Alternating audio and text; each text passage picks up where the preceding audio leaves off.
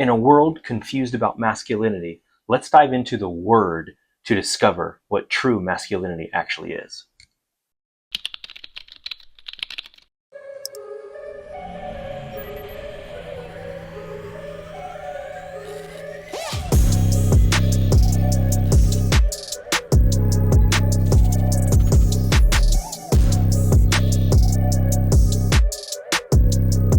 Truth be told, God created men for a reason with specific roles, and they're very different than women's roles. And let's go ahead and just dive into it. There are only two genders, male and female. The word justifies that, it verifies that.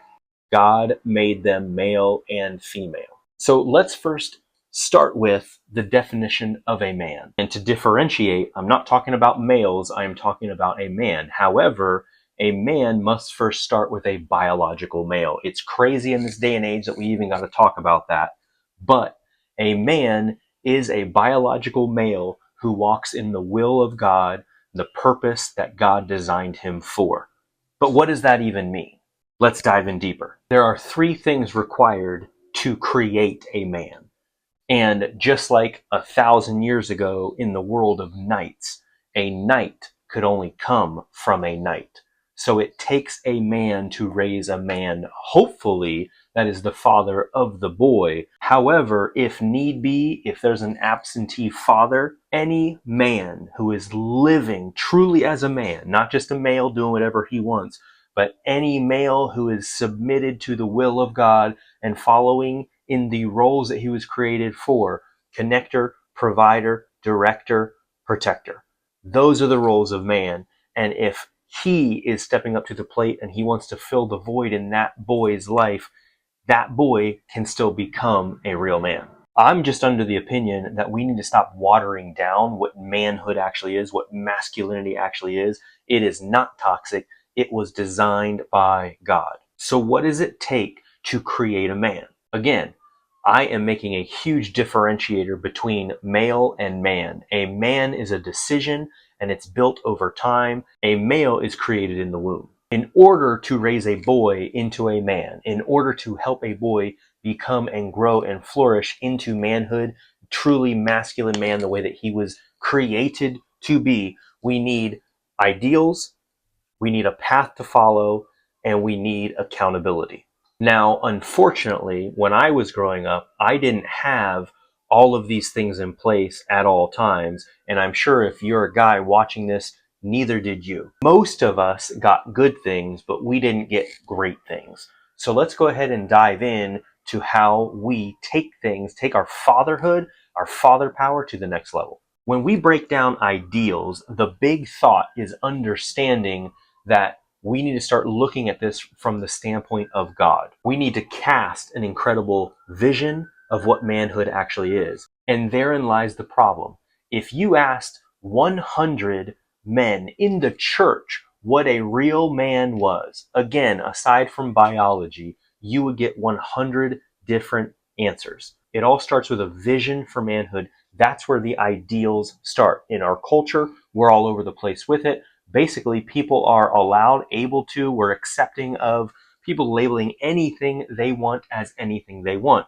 And it's 100% inaccurate. Without vision, people perish. And really, that means they are unrestrained. And when people are unrestrained, as we see today, they will do whatever they want because there really is no vision. There is no foundation established as to what a man should become, the roles that he should fill, the shoes that he should fill. That's why being an incredible father, or if you don't have children yourself, being an incredible impactor in your community and family is fundamentally key. You must provide the vision as an example. That's where it starts. And what does that look like? The roles of man that I already described.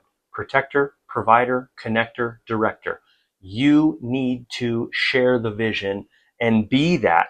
Walk in excellence to raise a knight. Walk in excellence to raise a warrior.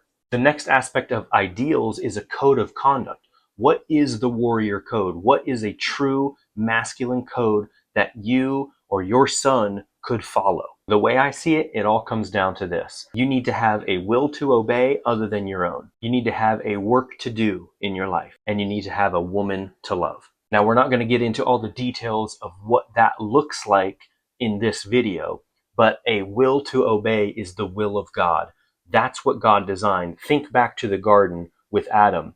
He initially followed the will of God and then betrayed God by submitting to his wife and going along with it.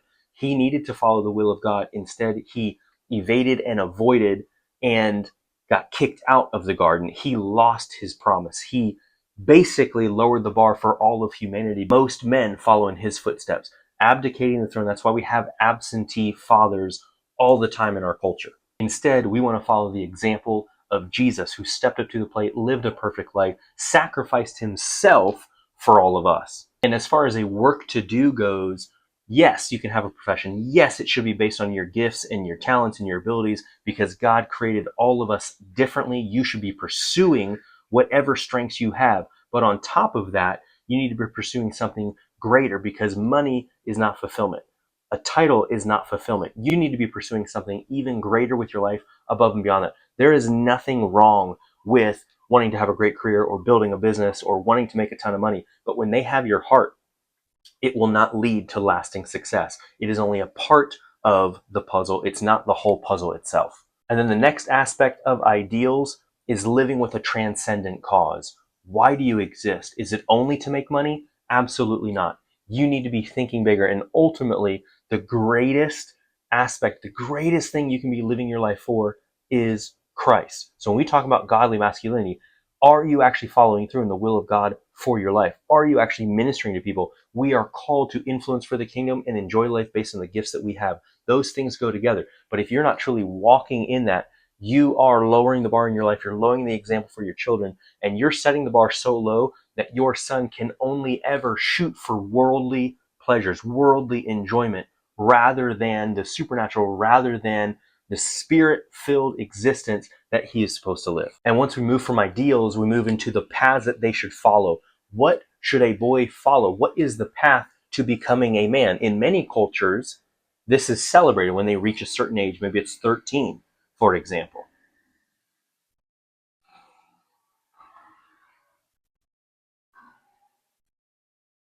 However, in most of American culture, we don't celebrate that way at all. I know that when I was growing up, we never had those celebrations. Sure, we had birthday parties, but there was no celebration in terms of the path. Like, you're at this step, now you're at this step, you're becoming a man, you're growing into manhood, now you're officially a man.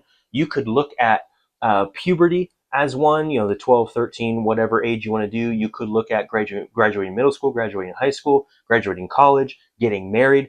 You should be celebrating and modeling the right path for your son, for your children, if you want your son to become a true man. So when we dive into masculinity, most of us are struggling because we've never really defined it. We haven't put a path in place. And then ultimately, on top of that, we don't have accountability around keeping us on track. Most males are living life independently of others because they're not raising the bar. They're not aiming for true masculine manhood, godly, biblical masculinity. They are living separate lives. That's why brotherhood is so important. So if you want to become a strong man, a better man, live with greater masculinity in your life, protector, provider, connector, director. You need a path to follow, or you need to be, the example for maybe your son coming behind you. But ultimately, you need a round table. You need people that you can plug into, men of God that you can plug into. So when we define, let's go back, we define masculinity. Why is it the world, the culture today is all over the place in terms of, like, I don't even know what manhood is. Let's just call it toxic. We'll pretend that anybody can be a man or be a masculine.